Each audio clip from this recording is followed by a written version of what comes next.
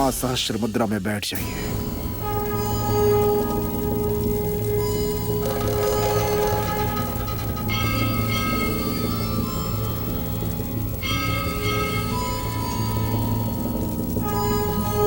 त्रिपुर भैरवी, त्रिपुरांत भैरवी, काल भैरवी, काल घंटा भैरवी, अंत भैरवी, अंत भगीरंत भैरवी, चंड मुंड संभारी। हे माता जी, हे महामाई, हे काली, हे कंठ काली, हरे मतंगी, हरे मातंगी, हरे शक्ति, ओमकार शक्ति, अहंकार शक्ति, श्रृंगार शक्ति, ओमकार शक्ति, ओमकार शक्ति।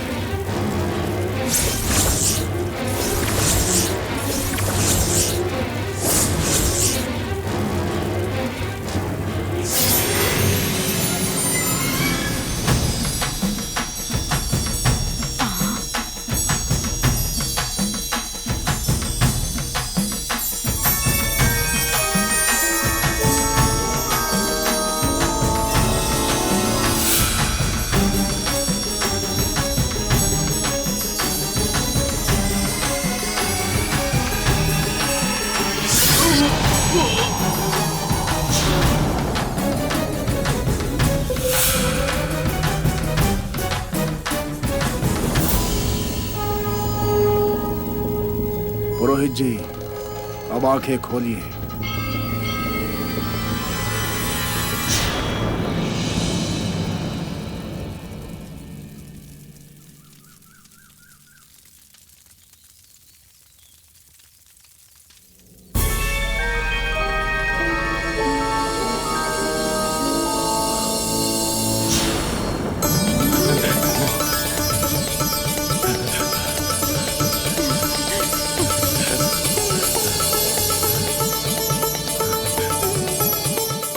मैं देख सकता हूँ, मुझे आप सब नजर आ रहे हैं। मैं देख सकता हूँ सरोजा, मुझे सब कुछ नजर आ रहा है। मैं सच कह रहा हूँ नंबोदरी जी, आपकी कृपा से मैं देख सकता हूँ। जमींदार जी, मैं देख सकता हूँ। जमींदार जी, मुझे नजर आ रहा है। प्रेसिडेंट साहब, मैं सब कुछ देख सकता हूँ। प्रेसिडेंट साहब, नंबोदरी जी, मैं कैसे आपका धन्यवाद करूं? आपने मेरी दृष्टि मुझे वापस लौटा दी। नंबोदरी जी, मैं आपका धन्यवाद कैसे करूं? कैसे करूं आपका धन्यवाद?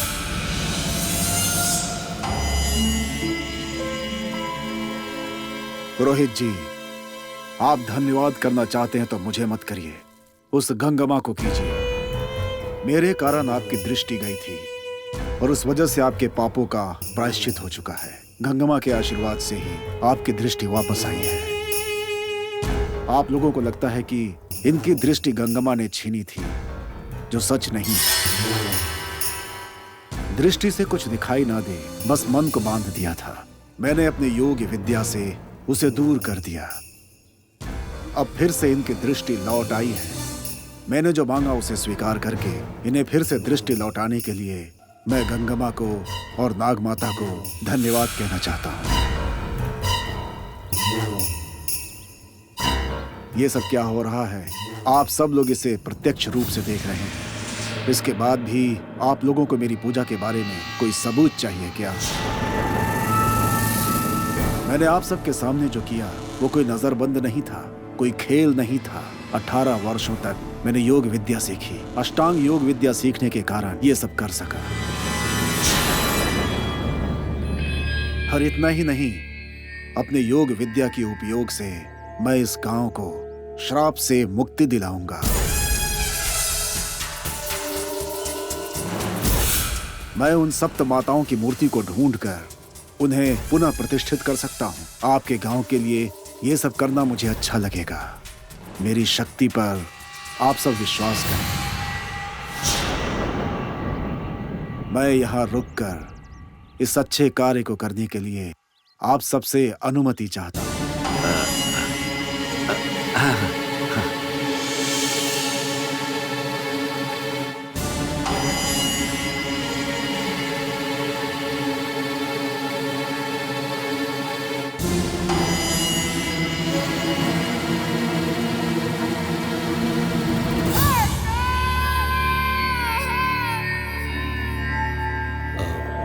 आप लोग जिस तरह से मौन खड़े हैं, ये सब देखकर मैं बिना बुलाए अतिथि की तरह महसूस कर रहा हूं।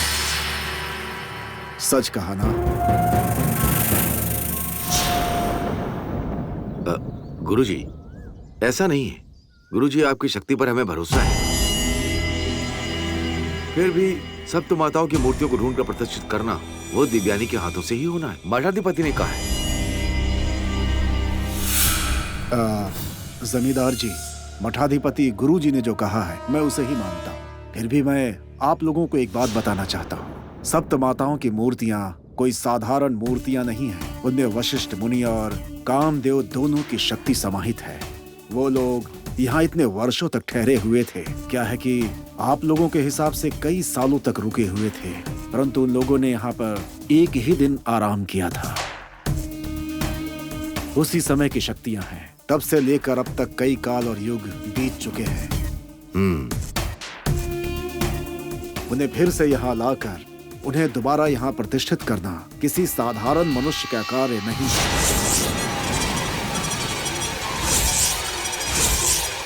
देवों को प्रसन्न करना होगा। इस गांव की सीमा की सफाई करनी होगी। मदद के लिए महाभैरव को भी लोगों की सुरक्षा के लिए आवाहन करना होगा। इनमें मैं आप लोगों की मदद कर सकता हूं। अगर आप लोग गांव को खुशहाल बनाना चाहते हैं तो मैं फिर से खुशहाल बना सकता हूं। ये मेरे लिए आसान है।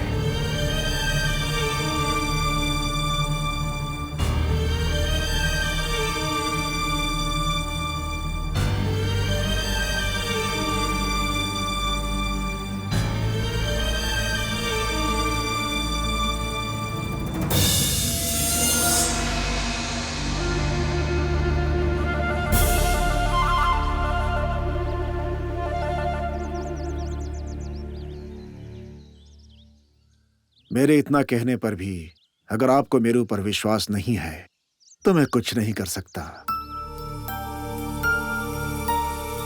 ठीक है, मैं चलता हूं। नंबूदरी, ऐसा कैसे चले जाओगे?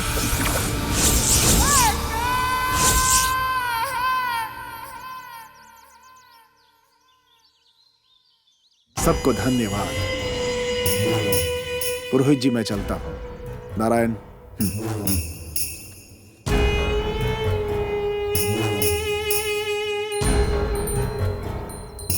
अरे नंबूदरी जी, मैं आपका बहुत ऋणी हूँ। विनती करता हूँ कि हमारे यहाँ आएं और एक बार भोजन ग्रहण करें। उसके पश्चात ही आप यहाँ से जाइएगा। ऐसी मेरी आपसे हाथ जोड़कर विनती है नंबूदरी जी। अगर आपके पैर मेरे घर पर पड़ गए तो मैं धन्य हो जाऊंगा।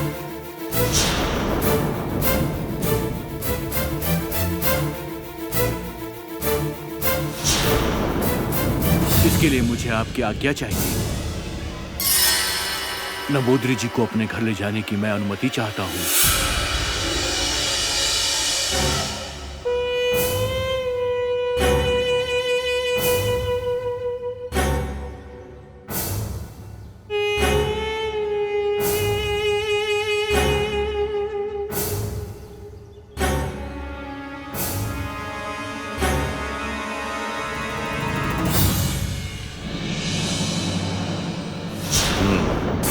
आपका धन्यवाद।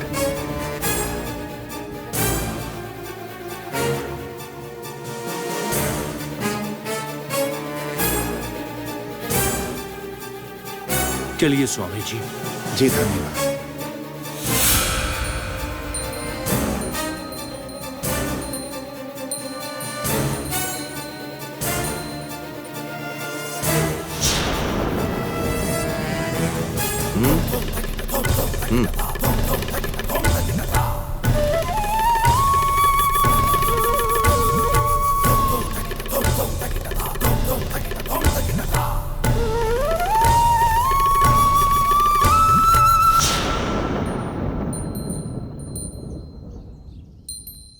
आइए सरोजा, लोटे में जल लेकर आओ।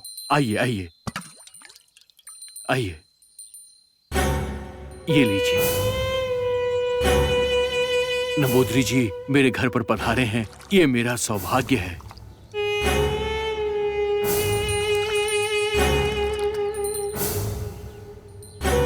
दीजिए। हाँ, आइए, अंदर आइए, आइए ना। आइए आइए आइए। आइए, यहाँ पर आपका स्वागत है। आइए। आइए। मेरे बुलाने पर आप यहाँ पर आ जाएंगे, मैंने ऐसा कभी नहीं सोचा था।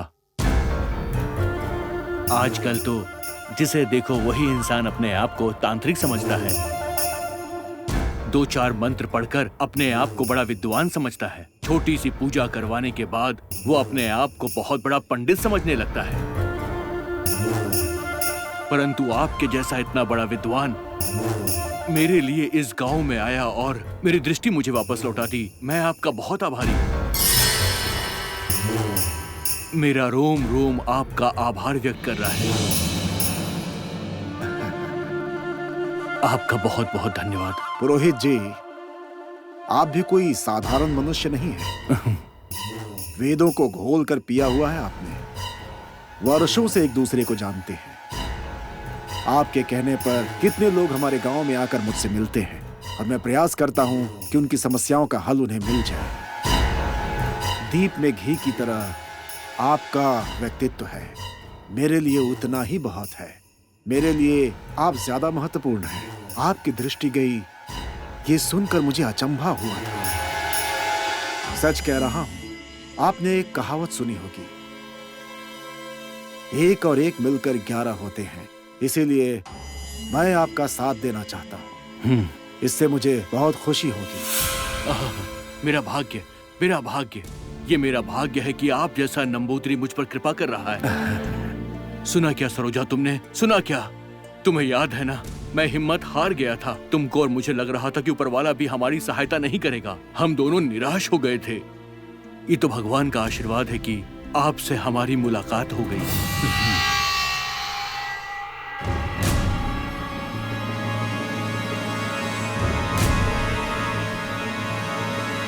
सरोजा, भोजन की पूरी व्यवस्था है ना घर पर? नहीं जी, आप जाकर लेकर आइए ना। ठीक है, मैं लेकर आता हूँ। कुछ देर के लिए मुझे बाहर जाना होगा। आप यहाँ पर विश्राम कर सकते हैं। बाहर एक कुआं भी है, वहाँ स्नान भी कर सकते हैं।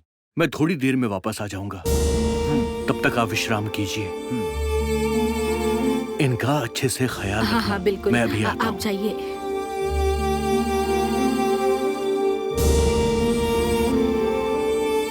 स्वामी जी, आपके लिए पानी लेकर आऊं? नहीं, गुरुजी संध्या वंदन किए बिना कुछ खाएंगे पिएंगे नहीं। आप जाइए, हमें कोई आवश्यकता होगी तो हम मांग लेंगे। ठीक है स्वामी।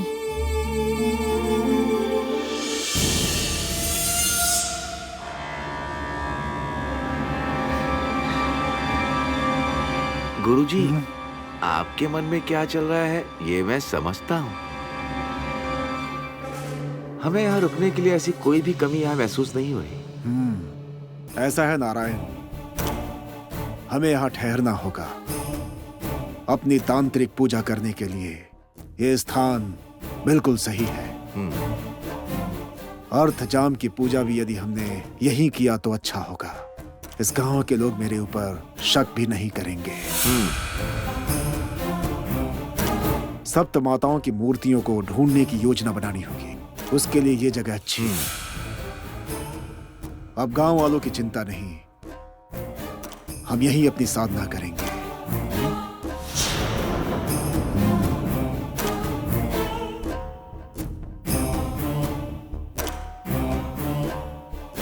चलो, संध्या वंदन हम नदी में करेंगे। ठीक है गुरुजी।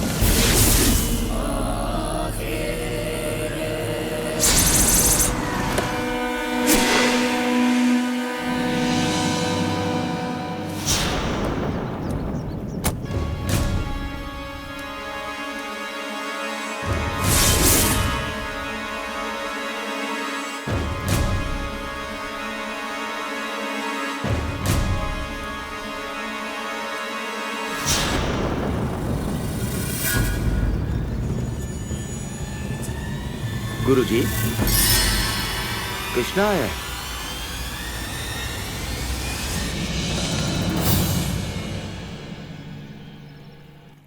मैं भी पुरोहित जी के घर से आ रहा हूँ। वहाँ पता चला कि आप यहाँ पर हैं। कृष्णा, तुम यहाँ आए मुझे अच्छा लगा।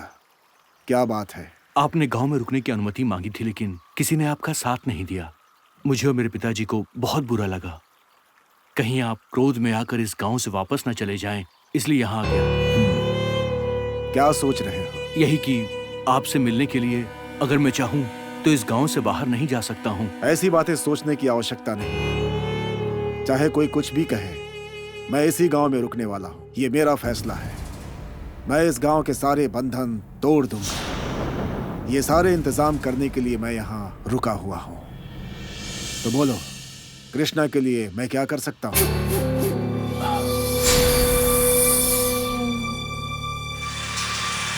जब मैंने सुना कि आप यहाँ पर रुक रहे हैं तो मुझे बहुत खुशी हुई। बस आपसे मिलने यहाँ चला आया। सच कहूँ तो मुझे आप पर पूरा भरोसा है। कृष्णा, ये नंबूदरी ऐसे ही कुछ नहीं बोलता। तुमने सच में ऐसा सोचा है क्या? इस गांव में मुझे बहुत सारा काम करना है, महत्वपूर्ण काम। मेरे शिष्य संगुनी को मारने वाले सर्प को मैं जब तक अपनी शक्ति से जला नहीं दूंगा, तब तक उसकी आत्मा को शांति नहीं मिलेगी। और सिर्फ वही नहीं, प्रेत आत्मा की तरह घूमने वाली उस गंगा माँ के श्राप से भी मुक्ति दिलाऊंगा। यहाँ रुकने का मेरा यही उद्देश्य है। और उसके लिए मैं आपकी सारी मदद करने को तैयार हूँ। सिर्फ इतना ही नहीं, इस गांव को और अपने जमींदार खानदान को तुम जो मुक्त करना चाहते हो, उसका कारण क्या है पता है? मैं जानता हूं।